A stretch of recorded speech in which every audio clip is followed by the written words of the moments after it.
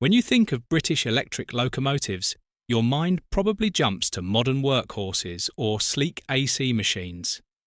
But in the late 1950s, on the freshly electrified Kent coast, there was a very different kind of electric, powerful, specialised, and ultimately doomed.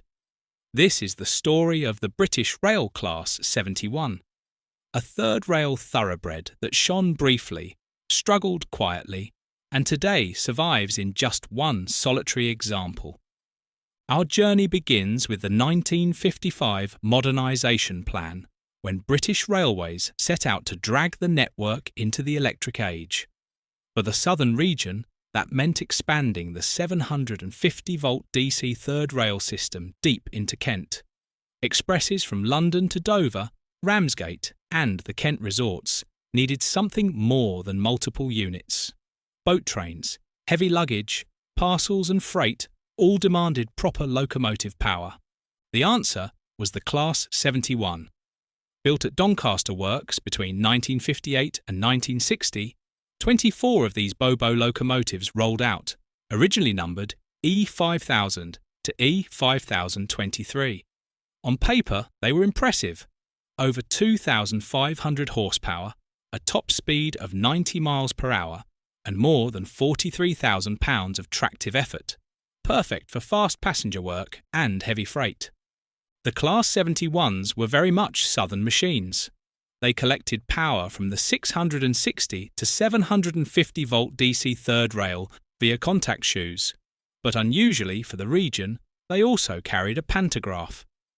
In complex yards and station throat areas, fitting live third rail everywhere was impractical and dangerous, so low-voltage overhead wire was installed instead. The pantograph allowed the 71s to manoeuvre safely in these areas. They also had a clever flywheel booster system, storing rotational energy that let them creep short distances when the power supply was interrupted, or across gaps in the third rail. Not enough to roam free, but enough to shuffle around yards and depots.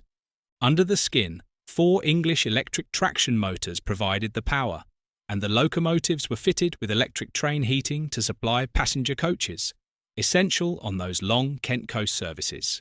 In service, the Class 71s hauled boat trains to the Channel ports, fast passenger expresses, and heavy freight across the southern region.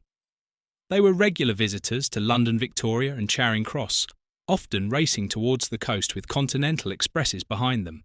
But for all their strengths, the Class 71 had a fatal weakness. Much of the southern region's engineering work took place at night, exactly when most freight needed to run. If the third rail power was switched off for maintenance, the 71s were stranded. No power meant no movement. Freight had to be routed awkwardly to stay on electrified lines, or handed over to diesel traction entirely. And outside the southern region, their use was even more limited. There simply was no third rail to run on.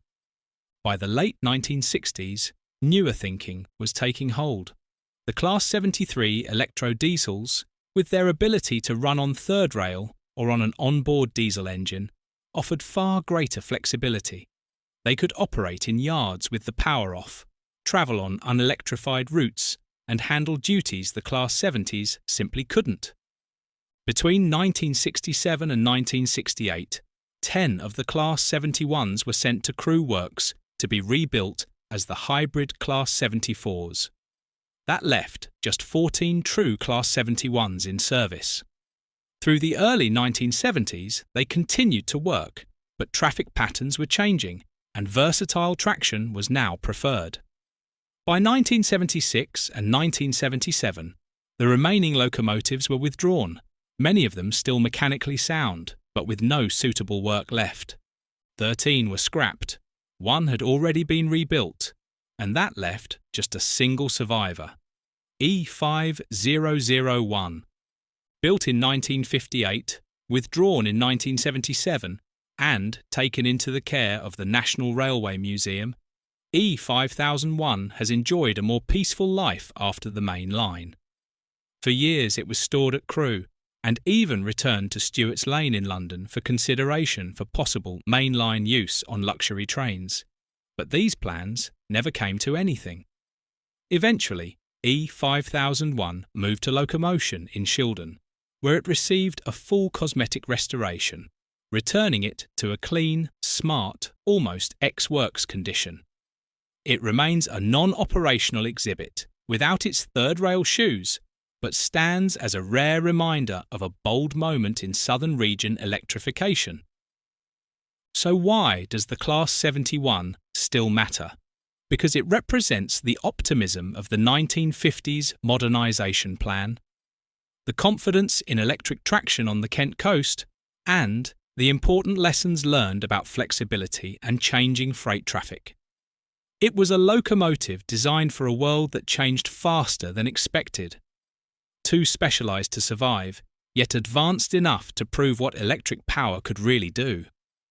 Today, standing in front of E5001, you're looking at more than a museum exhibit.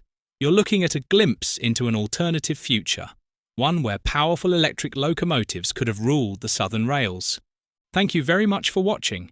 If you enjoyed this look back at the Class 71, please do give the video a like and kindly consider subscribing to the channel for more stories from Britain's railway past. It really helps the channel grow. Thanks again, and I'll see you in the next video.